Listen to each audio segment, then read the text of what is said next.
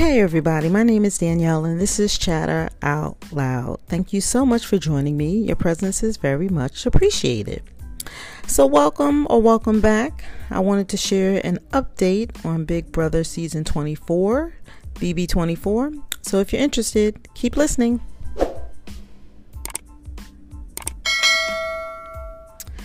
Okay, you guys, we've had another eviction night under our belt and Nicole takes a bow. I wanted to chat a little bit about it, so let's get into it. First, did you watch last night's eviction?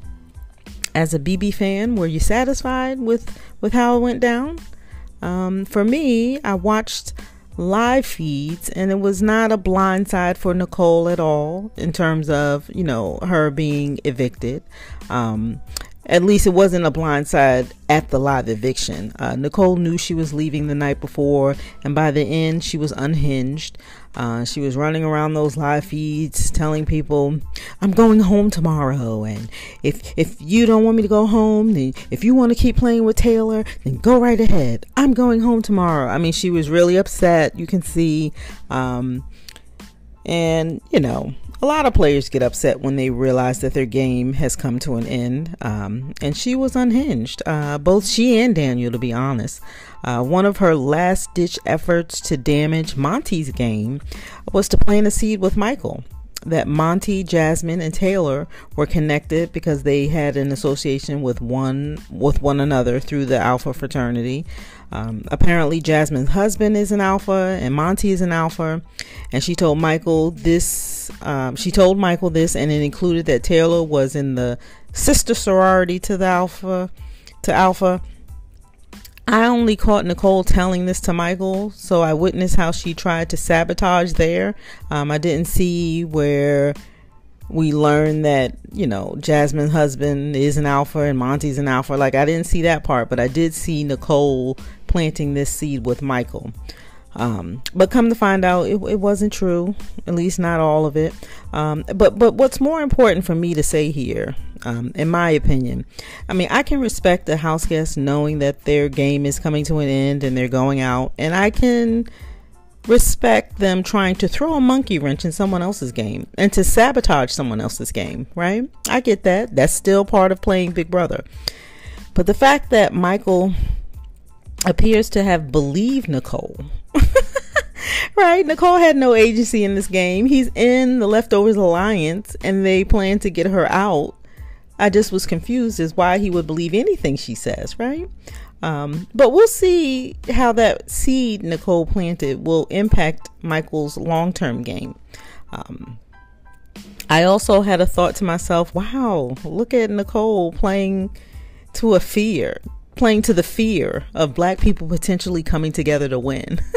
And the fact that Michael believes it because he began, and I know he believes it because he began to tell Brittany the story that Nicole told him, and he prefaced it with saying, I think it might be true. I just found it very interesting, right? People's biases are beginning to come out. And speaking of people and their biases, Kyle, right? Kyle has been trending. I'm not going to repeat what they say online about him, but he is showing his racial biases. I have to say that I was disappointed that CBS spent a lot of time on the eviction episode last night showing this romance between Kyle and Alyssa that really no one cares about. It's forced. It really adds no value to the game or any value for me as a fan watching them. I don't like it. I quite frankly fast forward, but Kyle is also beginning to show his bias, and his read on the house is so wrong, but it's being co-opted by his biases, right? He just can't help it because this is what he believes deep down. And this is what I meant when I said that I don't believe the house guests with their quote unquote reasoning for creating the leftovers, right? I just didn't believe and don't believe it was to avenge the treatment of Taylor, excuse me. I think they all were complicit with either their participation in the mistreatment of her or being silent while it was happening. They're all complicit.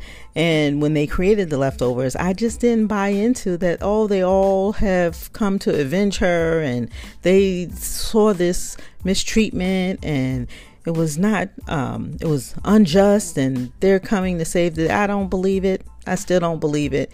And this is an example of why I don't believe it, based on some of the things we're seeing presented from Kyle. He was one of the major voices hyping up Taylor, you know, to be part of the leftovers, and she's a queen and all of that stuff, and we're ready to see her come back, baby. I mean, remember him saying all that and being all hyped? And now we're seeing a very different Kyle. I mean, we started to see the Kyle in this showmance, and now we're seeing the Kyle who I believe, I really think this is the real person. Again, I was never convinced who he was trying to portray when they were in that room and and bringing Taylor into the leftovers. I didn't believe that to be the real Kyle. I thought that was performative, to be quite honest. And I hadn't said that until now, but based on what I'm seeing, I knew I was right. It was just performative. Well, he has it in his mind, Kyle that is, that Monty, Joseph, Taylor, Terrence, Jasmine, and Indy will form an alliance on one common cause because of their background. First, Kyle, what? All right, like, what the fuck? The fact that Indy is in the equation for him completely confuses me. Like, how is Indy in this? And I wish I could say I don't know what Kyle fears, but when he throws out this imaginary Cookout 2.0, it just brings me back to BB Can 10 when we had Calamity Kyle in BB Can 10 in that season, with the same thoughts of a Cookout 2.0, him and Marty, you know. And the sentiment seems to be very familiar with this Kyle in BB24. And it just really says a lot about Kyle and his bias. And I'll just say this. On the surface, it's a very bad read from Kyle. And I'd also like to say that it doesn't surprise me that he has this bias. It just doesn't. It doesn't surprise me that Michael is giving credibility to Nicole and her attempts at sabotaging, getting it into Michael's head and planting that seed that black players are coming together, right? And he believes it. So I think it's disappointing with both Kyle and Michael, because wasn't the leftovers created for the very sake of inclusion, right? Weren't they so upset with how Taylor was being treated in the house and being bullied? Didn't they all feel like outcasts? Which I never believed they all felt as like they were outcasts or the bottom of the totem pole. But let's just go with it. They all came together because of the cause, and within minutes of Nicole planting a seed in Michael's head and Kyle not wanting to go on the block, basically, I think this is what it's about. Look at how they're thinking. And in my opinion, they only needed a reason. They only needed a reason to give into that thought. And it's really telling. But again, I'm not surprised. And that's the reason why I didn't buy into this, oh, we're going to avenge the treatment of Taylor, and the reasoning behind the quote unquote reasoning behind the leftovers. I'm still not convinced that they all were operating from a place of doing the right thing by Taylor and standing up for her. It was all self-serving, right? And it looked good on TV, I guess. I never believed them. And Kyle is in the middle of a very bad read on the house and the black players, and he's just not looking so good at this point. I expect within the next week, they will all expect Taylor now and everyone in the house to get over the trauma Taylor experienced in the house. I think this is next, right? Like, you watch what I tell you. It's going to get old for them to keep remembering how she was treated in the first few weeks. They're going to expect for her to get over it, and for us fans to get over it after the season over. And I just feel that that's the next thing that's coming. But we'll have to see. What else did I want to say? I don't want to go on too long about this. This just doesn't surprise me. It's disappointing, but it's the game, I guess, right? That's what people are saying now, right? When the leftovers were started, everyone was saying, now the season is saved and it's worth watching again. And I knew this was going to be part of the narrative as well, right? Because now Taylor, we can all get over how Taylor's been treated. She's in the leftovers, right? But the trauma in the first few weeks, I was triggered by what I was seeing on TV. That's a real thing in real life outside of Big Brother. This is what happens in life. But mark my words, in a few days or weeks or upcoming, people will, say, oh, well, aren't we past this now? Can't we get over it? and that won't surprise me either. But anyway, let's see. Oh, the one other thing I wanted to say, I think that they should 100% stop using Taylor as a narrative ever again, and they meaning the leftovers, right? They started doing this, or they continued to do this with the hopes of keeping the leftovers as a secret, but now they can stop this. Nicole is out. Daniel is supposedly the next target, and they can stop using the Taylor narrative in terms of, the whole house wants Taylor out, even though that's like part of their plan. But they can stop this now, right? The lines have already been drawn in the house.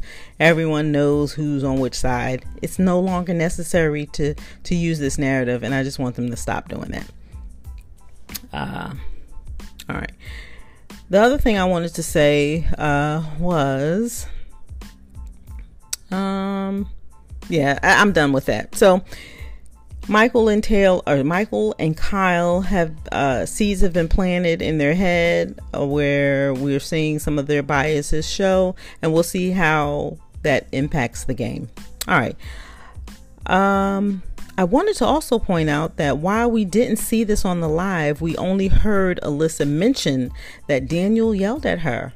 Right? He was unhinged too when he found out, or really began to accept that his partner in the house was going home. He became unhinged. He's walking around the house calling people sheep. I find this hilarious, considering that we saw sheep the first week in the game by Paloma's influence, right? She started the hatred towards Taylor. They all followed her thoughts, and they've continued to do that for 4 weeks in a row. And I find it so rich that he's now pouting and calling people sheep and wanting them to play their own game. When we've seen where people voted within the house, this season, all we're seeing now is people voting with the house, right? No one's doing their own thing. They're voting with the house. We're seeing all back doors, with the exception of Paloma because she quit. But this cast really isn't showing individual gameplay. I think we'll see more of that as we get down to fewer and fewer players. But yeah. So let me go back.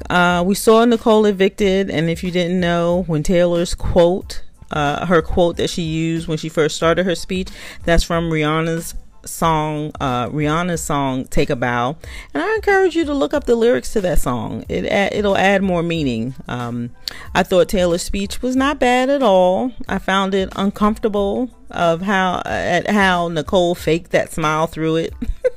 You could tell she was a little embarrassed by it. Anyway, Nicole was voted out 9-1, with Daniel being her only vote to stay. I wasn't impressed with Julie's exit interview, but what we got, I expected. I watched 3 of Nicole's exit interview with Sharon. I saw the one with Nerdtainment and Rob Has a Podcast, in that order. And with each interview, I could tell that Nicole was getting the point, I felt. And she said, she has said a few things in the house. She was getting that point of, people were calling her out on the comments she made, especially the flaunting the P word around. But the comments she made about Taylor, and I